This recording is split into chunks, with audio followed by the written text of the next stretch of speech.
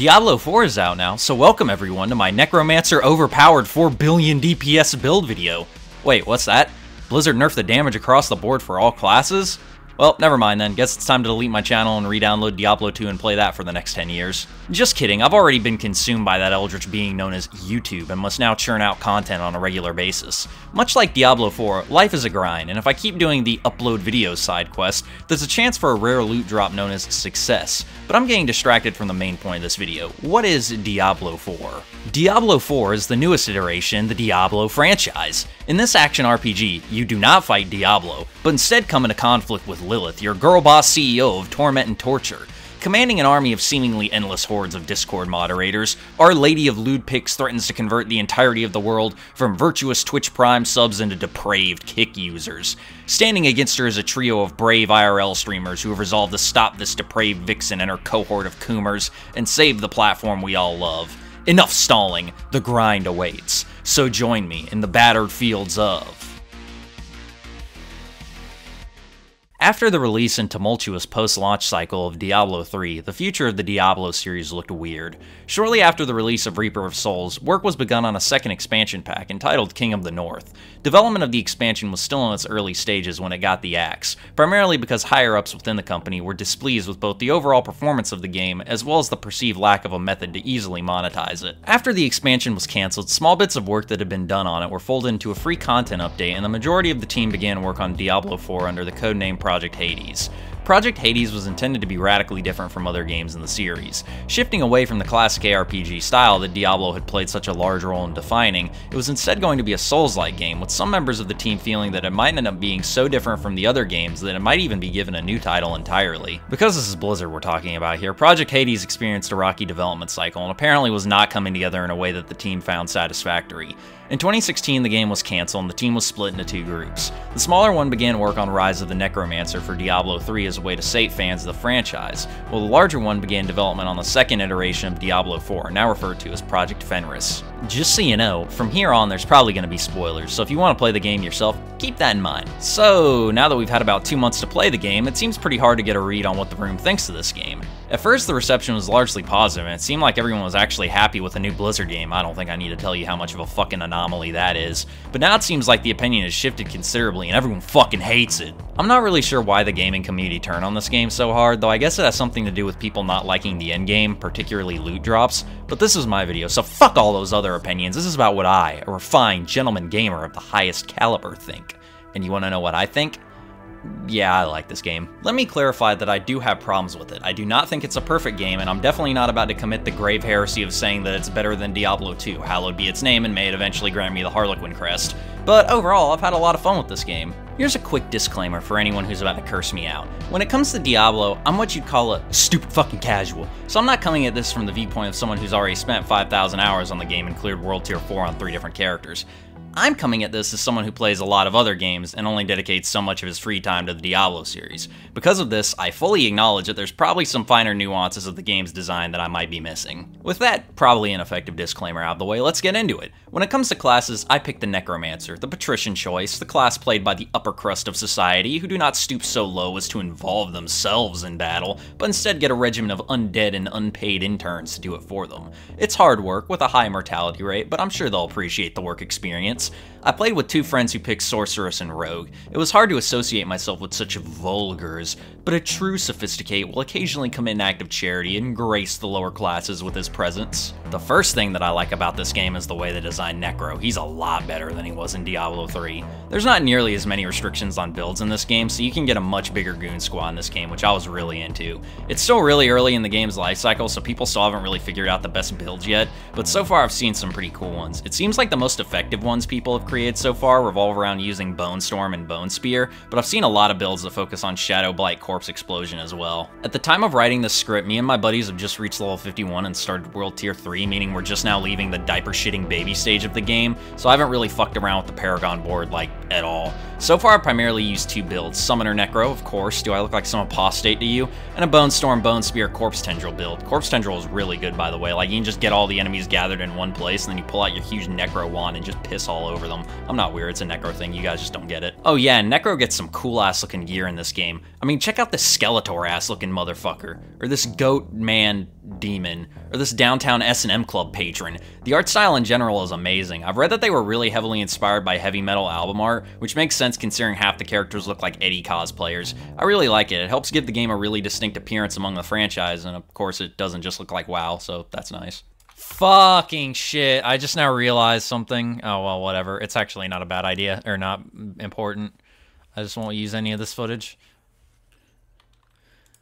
I forgot I need to resplit the audio tracks for OBS. It also has a much bigger focus on narrative than the other games in the series. What's the story, you ask? So, you remember Diablo 3?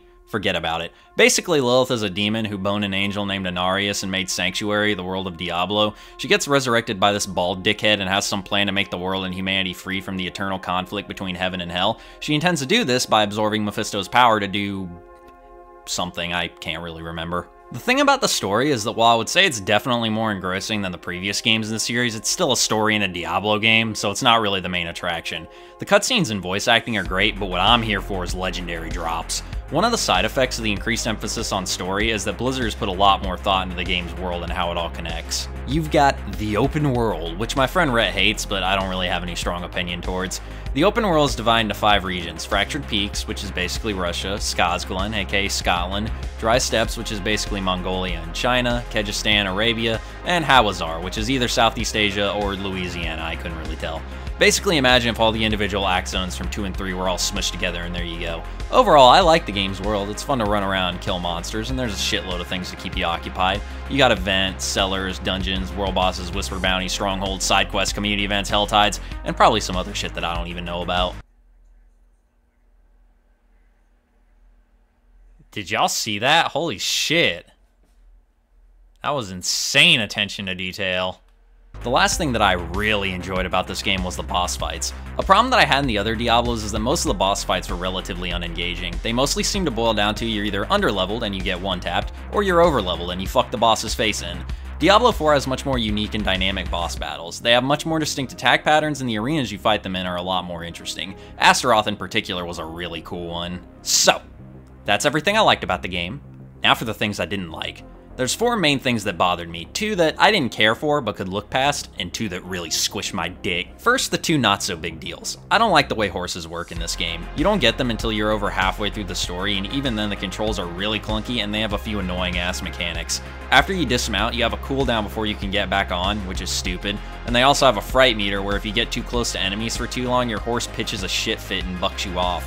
It also gets stuck on like every fucking thing. Second not so big deal is the level scaling. Now, I don't hate this like a lot of other people do, but I am of 2 minds about it. I can see why they implemented it, and it does have its advantages, but I do agree that it makes aspects of the game feel less rewarding. In past Diablo games, it was really fun to sometimes go into a level where everything was like 10 levels under you and just start eviscerating everything you saw. Kinda hard to do that when the lowest level anything else can be is your level. Like I said, I don't hate this, but I do think the game would be better without it. Now for the 2 things that made me absolutely booty blasted. Firstly, seasons are fucking stupid. The whole point of Diablo is to kill shit, level up, and get loot, right? With the goals of killing shit and leveling up being done in service of the ultimate goal of getting a pair of boots or a ring that are a whopping 1 point higher in power level than what you currently have. So why the fuck would you lock loot to a different instance of the world that people can't access unless they make a specific character for it? There weren't any seasonal servers when the game launched, so the characters that me and my friends made, beat the story with, and leveled the shit out of not only don't have access to any of the events or quests that are part of the season, but we can't get any of the items specific to the season. This is made even more annoying by the fact that if you're like me, and you made a 71 in math 4 straight years in a row in high school, and you want to look up build guides to help you with creating your character, like 90% of them use Malignant Hearts. But you can only get Malignant Hearts in the seasonal server. So now my main character is locked out of being able to make the most effective builds because aspects of those builds are impossible for me to obtain. What makes this even more stupid is that the Malignant Hearts and other seasonal stuff is only going to be in the game until the season ends. So even if I could make those builds, they'd be obsolete come October. So let's review. In a game where the entire fucking purpose of the gameplay loop is to get shiny shit, why the fuck did they think it would make any sense to not only lock some of your characters from being able to obtain that loot, but also making it time sensitive so even if they could get it, it'll be gone a few months anyway? Blows my fucking mind. This gripe is closely related to my next bitching point, the live service model. I don't want to spend too much time on this. The topic of live service games being a dick twist has been done to death on this website. Just type in live service and you get 250,000 results about how it's the Antichrist, which it is, by the way.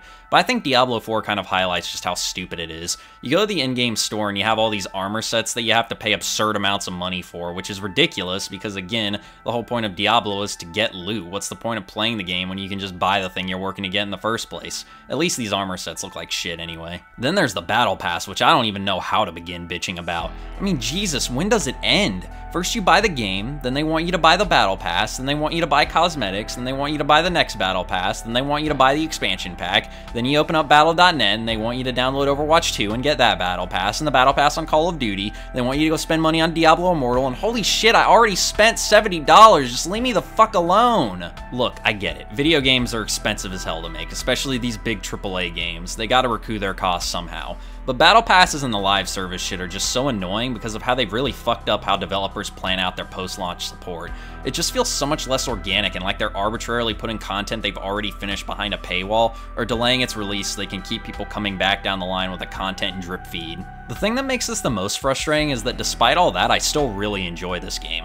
Like I said earlier, level 51 just started World Tier 3. There's a shitload of dungeons I haven't done, nowhere near max level, a whole nother World Tier, and 4 more characters to do it all over with. There's a lot in this game, and I really like playing it, but at the same time, it's like, why do so many games have to come with a fucking caveat nowadays? Why can't it just be, the game is good, that's it, have fun? Instead, it's always gotta be, the game is good, but it has this really egregious bullshit that holds it back. Either way, regardless of all that, I have a hell of a time playing this game, and I'm looking forward to playing it more and getting further into it. Compared to Diablo 3, this game is off to a much stronger start, and I'm eager to see where it goes from here.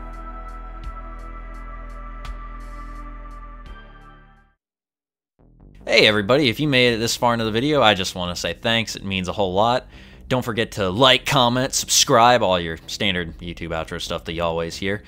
And other than that, I will see y'all in the next video. Goodbye.